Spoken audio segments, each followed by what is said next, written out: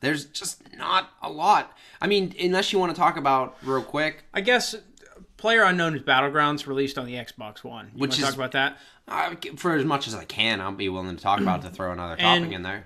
I'm gonna be honest with you. I've never played Player Unknown's Battlegrounds. It's been a huge hit on PC though. It's we'd be lying if we said it wasn't a big hit. Oh, it's to pretend like it's the not most hot shit right now. To pretend that it is nothing is like sticking your head in the sand. You'd have to be a fool not to know what's going on with that game. Yeah, so it's super popular on PC. It launched on Xbox One, and there's some pretty major performance issues. Yeah.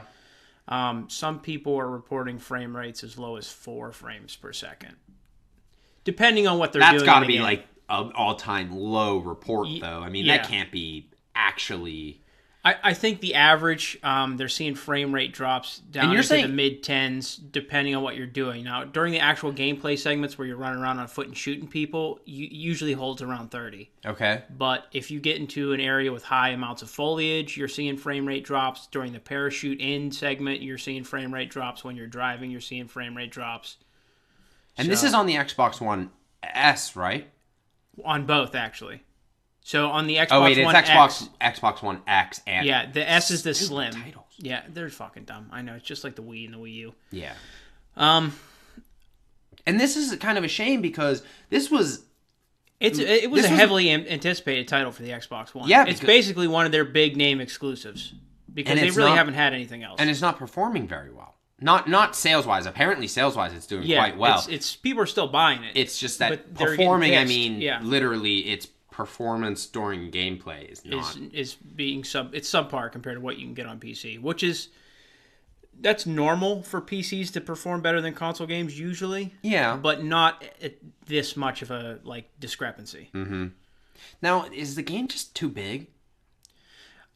To be honest, I don't know what it is. I mean, a lot of people seem to be because they say its install rate is very small. It's not a very big install.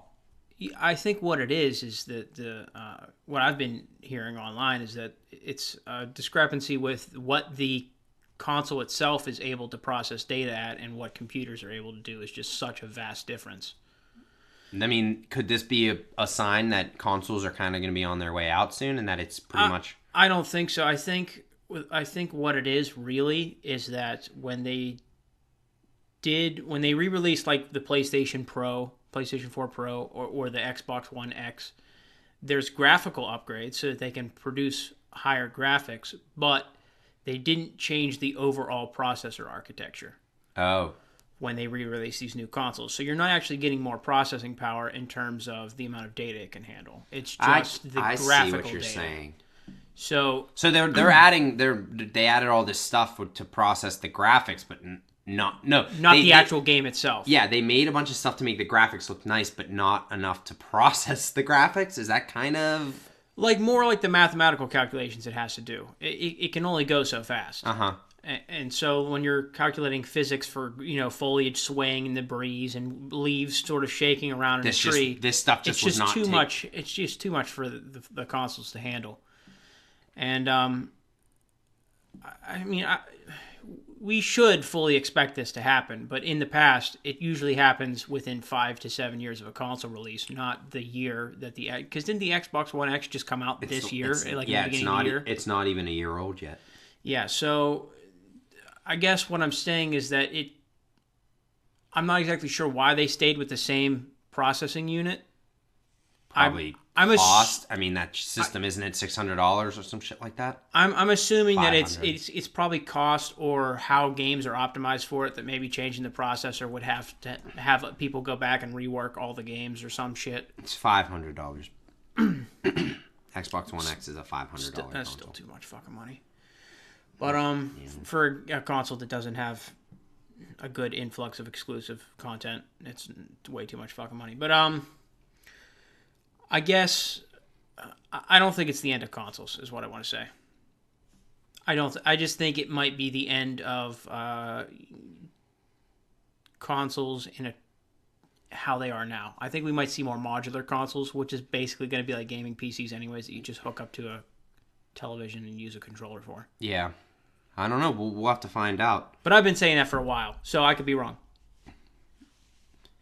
Okay. Let's see. All right.